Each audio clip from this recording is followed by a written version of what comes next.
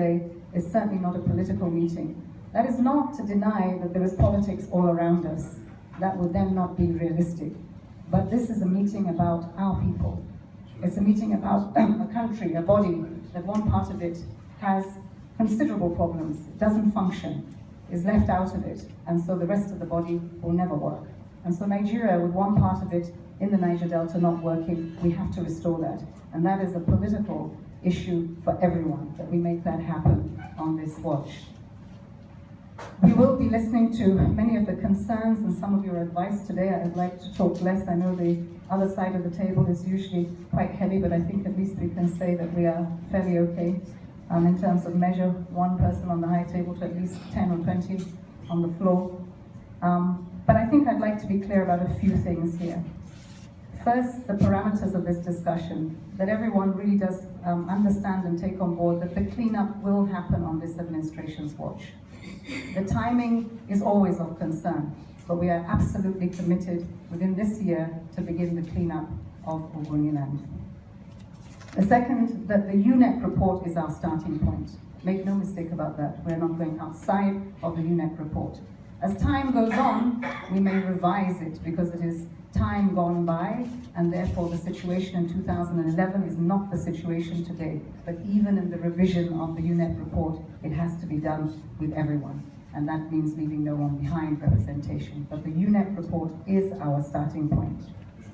The people of Ogoni land have the first consideration. There are reasons for that. The struggle began there. And so for that alone, for those lives that have been lost, for those that continue the struggle, that's where this begins. This gives credibility, integrity to the whole point of bringing about that report and carrying out those recommendations. The Niger Delta is an integral part of the issues around pollution in this country. And so, therefore, they will be an integral part of what we do in terms of the cleanup. So yes, the first stop is Ogoni land, and I believe we will put the measures in there to protect resources that are meant for this. But at the same time, leveraging other resources means there are other issues, and so therefore, the other issues in the Niger Delta will also be taken care of. The commitment that we need of every single person of Ogoni land, of the Niger Delta, is that can we stay clean after the cleanup? That is the challenge to everyone in the Niger Delta. Because if we can't, then there is no point beginning the cleanup. And there are many of those who have profited from this, from being polluted, from staying polluted. And that is not our intention. So we need a commitment. If government and the oil companies are willing to put these investments in, then what can we do to ensure that we stay clean after the cleanup? I believe that one of those issues to be addressed is what are the livelihoods there? What is at stake? What can we actually say is worthwhile? How can we provide an alternative to what happens in terms of the pollution of the Niger Delta? I know there are two big issues. If our oil companies are polluting, then they must pay and they must clean up. Oil companies must come in, take out the oil, but please leave the country, leave the Niger Delta, leave the ecosystem as you found it. But we must also speak truth to ourselves. Our own children must stop doing the breakages that we see. The illegal breakages that we see of the pipelines must stop. This administration stands for the rule of law. And the rule of law is that those young people are harming their communities. And one thing this administration will not tolerate is anyone harming any community, especially in Ogoni land and in the Niger Delta as we begin this cleanup. That's incredibly important for us to get that message across, that the rule of law will prevail. We have to observe all rights. In this, it's important that it is about our rights, it's about the rights of the most marginalized in our communities.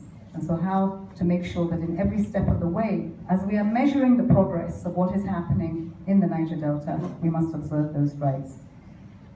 It is, again, not about sharing.